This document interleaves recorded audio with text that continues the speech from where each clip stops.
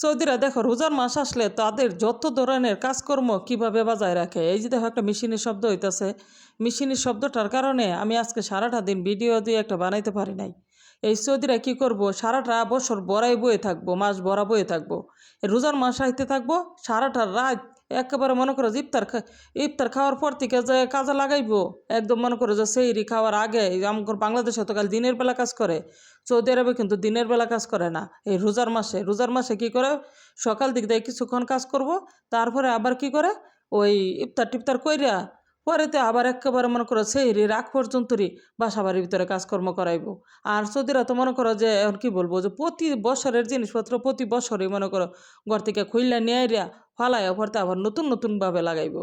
আল্লাহ বুঝো যে তাদের এত এত টাকা পয়সা থাকা সত্ত্বেও তারা কি করব, কাজের মেয়েদের সাথে ভাবভঙ্গি দেখায়। তারা মনে করো যে অন্যরকমভাবে কি করে জানো, মামা বাবা এইগুলা ডাকবো।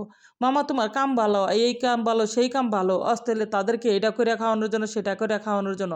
একটা রোজার মাসে এখন কি বলবো, যে তোদের এতে বাড়তি কামই করবাম, না মনে করো যে তাদেরকে রান্না বান্নাই করে দেয়। তো আমি এক বগল তো মনে করো যে মুচ্ছা টুচ্ছাই ওই যে ড্রিল মেশিন দিয়ে কাজ করলে কিন্তু দোলার মতন উইডিয়া একদম আডা আডা হয়ে যায়। 5 মিনিট পরে মুচ্ছা কাজ করে আবার